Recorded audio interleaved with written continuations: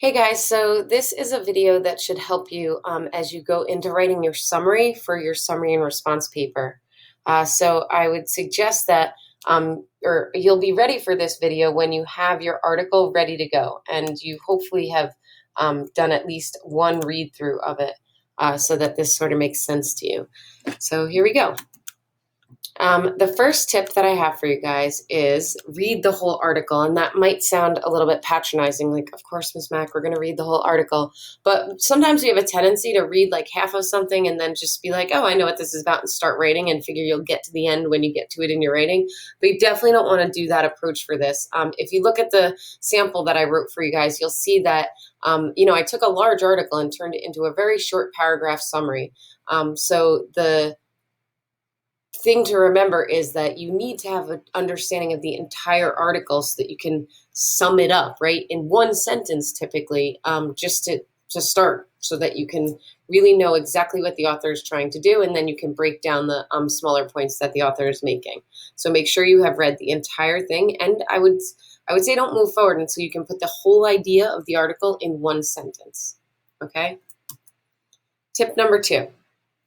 I would, if I were you, read the essay and draw lines, literally between the different sections. So try to chunk the essay into parts. So, like, I might say, okay, in the beginning, this author is introducing why recycling is important, but now here he is sort of transitioning into a discussion about how not recycling is hurting the environment. And now this part, it's sort of like a call to action. And in the end here, he's making his readers aware of whatever it is. So I'm like noticing these different chunks and putting lines in between the different chunks of the essay or article.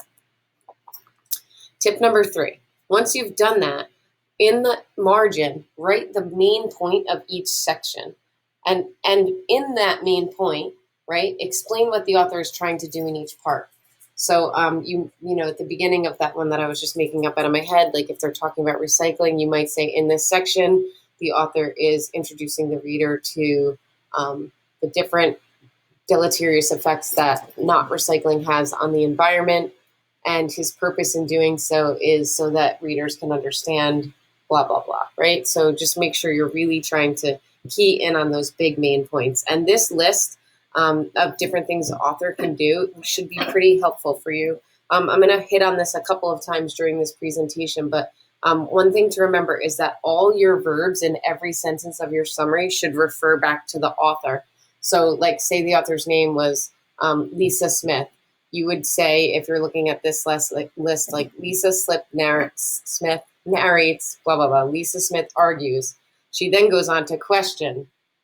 Smith explains, right? So you're using the author's full or last name, not their first name, and then the verb, the thing that the author is doing. All the verbs should refer back to the author. So you don't want to say the article explains, right? It should be the author explains. You also want to be really careful that you don't go off of that and start being like, recycling is important because that's as if you're saying it as if it's your own idea, and it's not. It's Lisa Smith or whoever wrote the article's idea. So Smith points out that recycling is important because blah, blah, blah. Okay, tip number 4. As you begin the summary, mention the author and title of whatever you've read somewhere near the beginning. So it should sound something like, in his piece, A Modest Proposal, Jonathan Swift discusses. So you're really listing the title right early on in the piece. Again, all verbs referring back to the author. Notice that it's Jonathan Swift is the subject of the sentence. The verb discusses is referring back to the author, not the article, A Modest Proposal discusses, right? It has to refer to the author.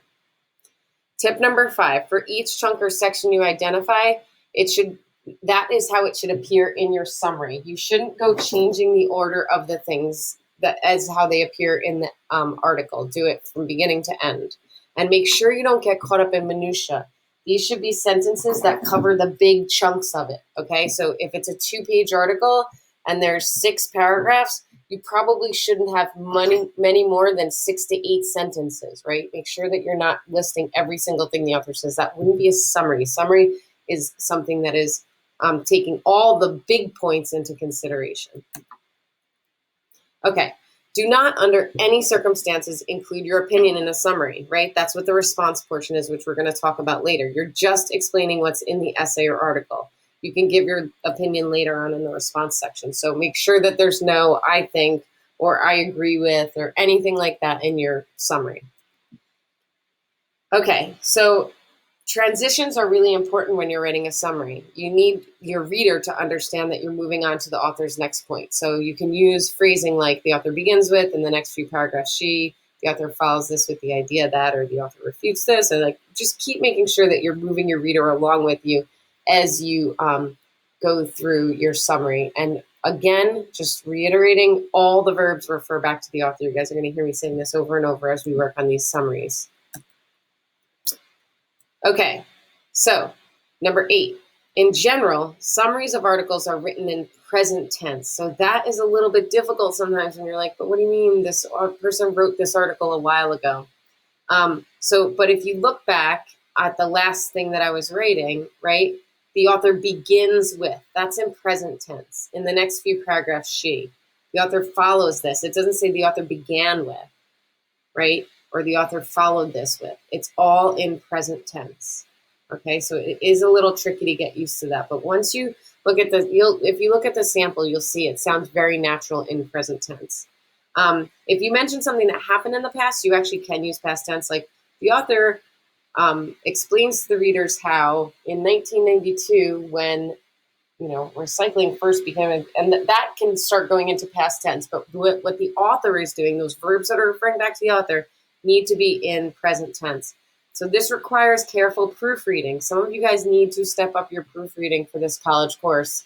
You know who you are because I probably called you out on your last essay for not proofreading closely enough. Okay, so be sure. Also, in your summary, there should be no I's, right? It should be all you are writing objectively about what is in the article. Okay, so please rewatch this if you feel like you didn't get everything. These really need to be awesome, and I'm not kidding. Like these need to be good, right? This is a really, really important skill for college. Your professors are going to be consistently asking you to do these kind of papers where you write a summary and then you respond to it. It's probably one of the most frequently used paper formats in college. So I hope that this was useful for you. If you have any questions, please reach out to me. If you didn't take notes, please go get a piece of paper or a Google Doc and rewatch this and make sure that you take some notes. Okay, thanks for watching. Miss you guys. Hope you're all well. Bye-bye.